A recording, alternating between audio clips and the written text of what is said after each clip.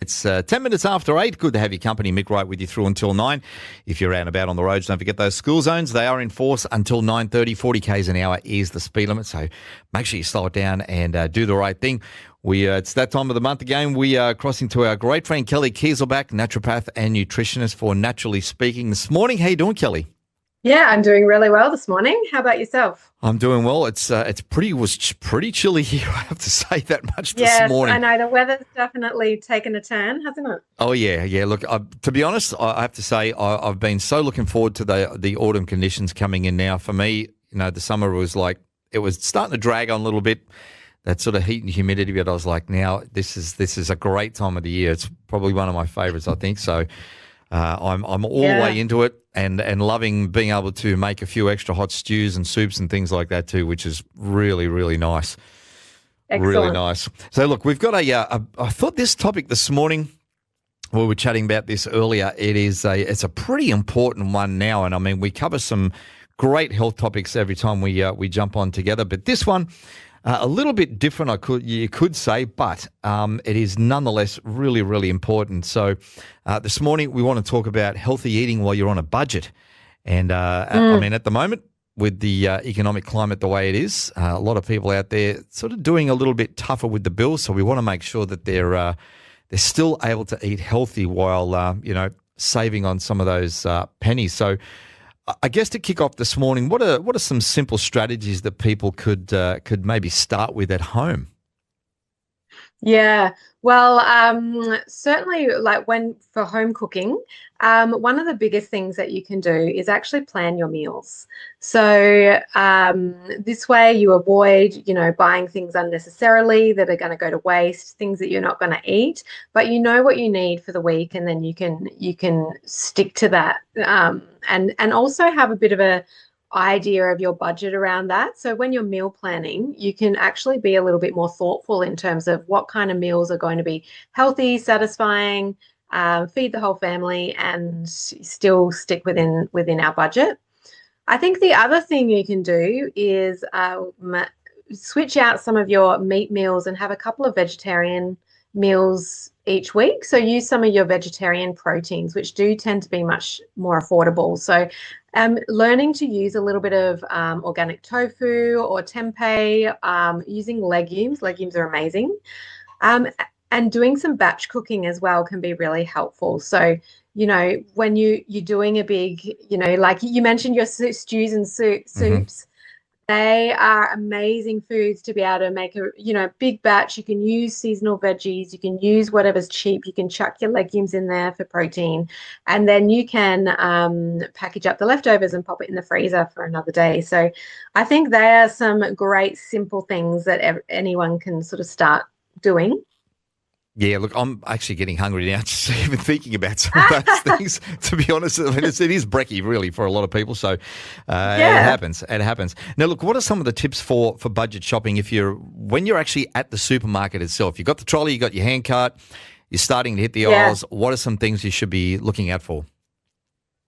Okay, well, firstly, don't go shopping when you're hungry. Oh, that's a big one, isn't it? Big trap for impulsive purchases. Chocolate, and it'll chips. always be, you'll notice. Yeah, exactly. You'll notice as well when you go to the supermarket, it's never the apples and the bananas that are on display at the front of the aisles. It's always the junk food, the chocolate bars, the chip packets, the processed crackers. So yeah, first and foremost, don't go to the supermarket when you're hungry, and make sure that you have a list with you as well, and try and stick to that list as much as possible.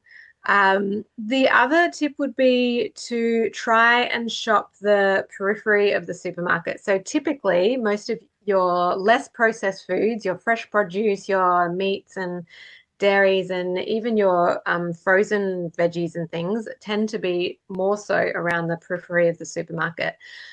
So make sure that you stick to those areas as much as possible, and then you can duck in for your tinned food and your extra pantry items as well. Look for bulk buys as well. So often you can save money by purchasing bulk buys. Great for families, and then you can put particularly things like meats and you can put them in the excess in the freezer, so you've got that for another week. If you are a single person or a couple, and it's not practical for you to buy large amounts of things, find someone else who might be in a similar position who you can split the cost and split the items. So if you're buying a big, a 2 kilo pack of meat or mince or something, you can go halves in that and make it much more affordable for both of you as well. So that's a really good tip. And then I would also say look beyond supermarkets. So think about farmers markets, think about co-ops, think about your smaller fruit and veg stores, because often they will have more specials, or they will have, maybe your ugly fruit, or, it's farm direct. So you're cutting out the middleman. And you can often find some really great buys on a budget through those, especially for your fresh produce. Yep, absolutely. Now, look, what are some of you mentioned a couple of things there before, but what are some of the foods that we probably can focus on to eat healthy and stay within the budget? Yeah, well, trying to eat seasonally actually really works for someone on a budget, and it's great for your health as well, because those, particularly for your fruit and veg, are going to be a little bit more affordable during that time. So trying to eat seasonally with your fruit and veg. I mentioned legumes before. I think they are so underrated.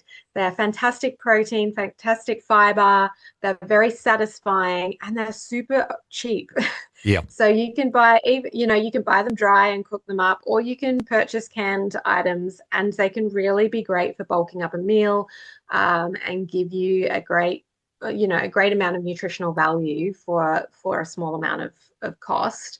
The other things are, things like some of your whole grains, things like barley, pearl barley and brown rice, using those as your carbohydrates. So they're going to give you a little bit more fiber than your white flours and things. And they're going to give you a good amount of carbohydrate, and they're really tasty. I love barley. Barley is one of my favorite. The texture in a soup, so good. And things like sweet, your starchy vegetables are going to help with filling you up as well. And yeah, I mentioned your vegetarian protein, try cooking up some tofu. I know it's not really necessarily a common thing in a Western diet, but if you learn to cook it correctly, it can be a great part of your a great part of your diet. Yep. And as you mentioned there before about, if you are a single person shopping on a budget, you say some of those bulk items, one of the things that I find as being a single person doing shopping in particular, is you buy an item, you can maybe buy it in bulk. For example, might be some chicken pieces or something like that. Chicken's a great source of protein, nice and healthy for you as well. So I split it in two.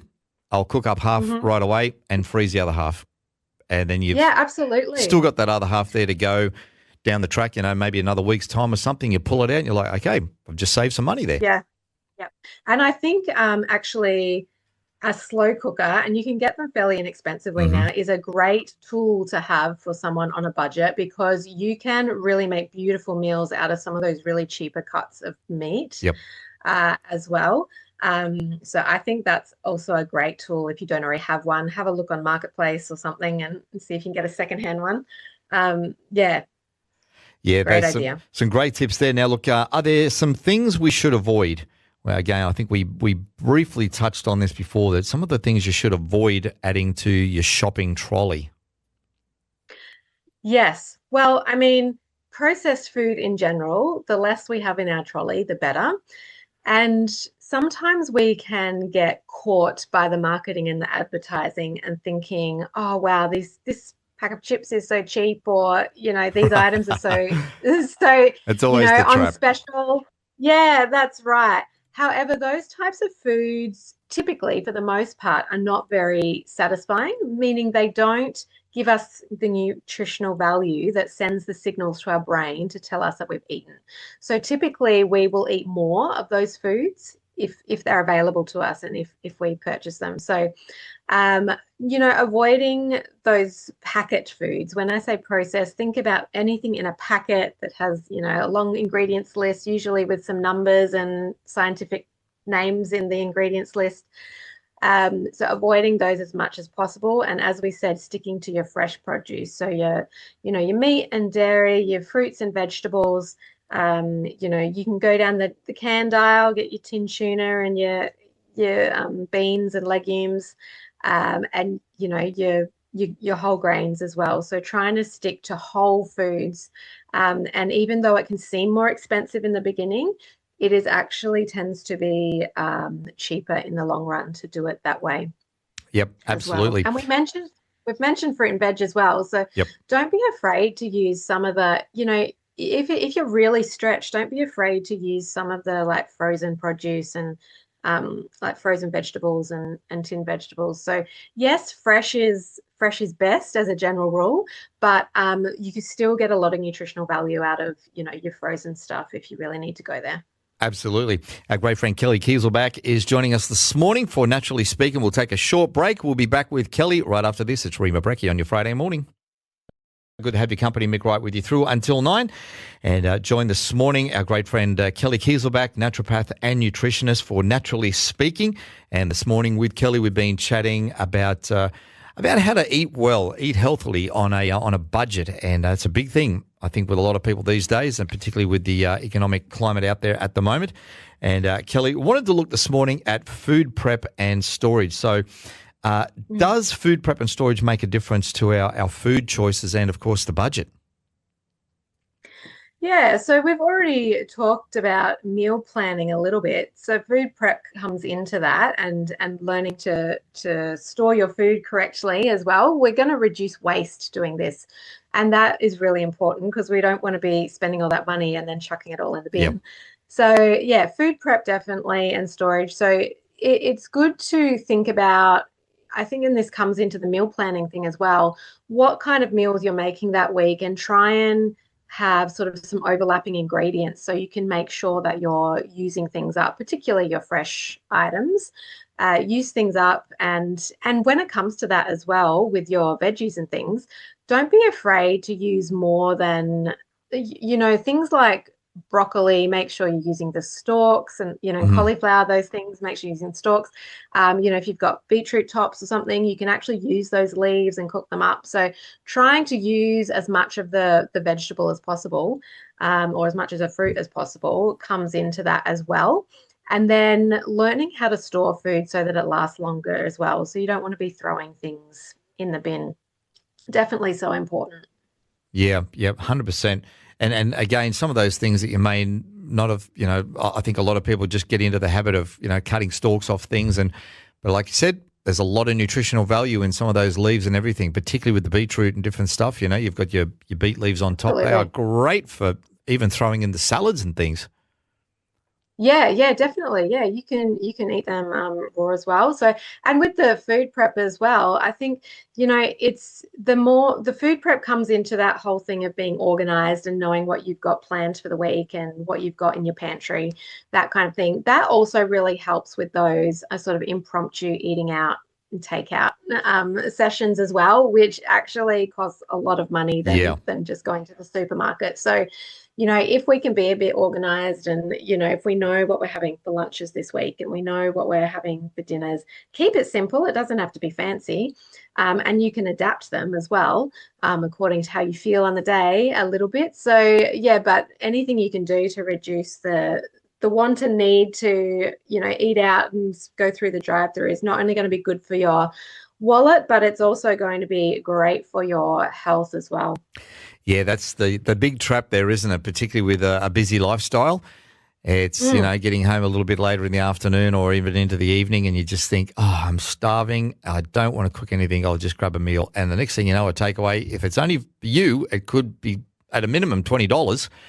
But then if you've got a family, well, I mean, it's yeah, that's right. Quadruple that almost, So it's, and this is where it's great to think about what you can keep in your pantry for those moments. So keep some tins of baked beans, keep some cans of tuna, have some whole grain or good quality bread in the freezer. And worst comes to worst, you have beans on toast or eggs on toast or something, those really simple, quick things that can mitigate that. Absolutely. Now, look, before we wrap up this morning, we wanted to let people know about a free workshop that you're running. Can you tell us about that one? Yeah, absolutely. So this online workshop I'm holding in a couple of weeks' time on the 20th of May. So it is for people who are battling with chronic fatigue, particularly if you've experienced, chronic fatigue syndrome, long COVID, or any sort of post-viral illness, or really any fatigue limiting, energy limiting illness that you might have. It's an introduction to how nutrition and naturopathic medicine can support you, and we're going to look at, how to approach diet when you've got a chronic illness, what you need to know about supplements, and what it looks like to work with a nutritionist or a naturopath. So yeah, if that sounds like you, I'd love to have you along. Registrations are essential, but you can do that through my social media, or you can contact me through my website, and I will send you the link to register if you can't find it. Awesome. But yeah, As I'd love always, to have as many people as possible. absolutely. Get on board with that one. As always, Kelly, lovely to chat to you this morning. You hold the line there. I'll be back with you very, very shortly. This is Rhema Brekky at your Friday morning. Stay with us. We got the 8:30 news. That's coming up next.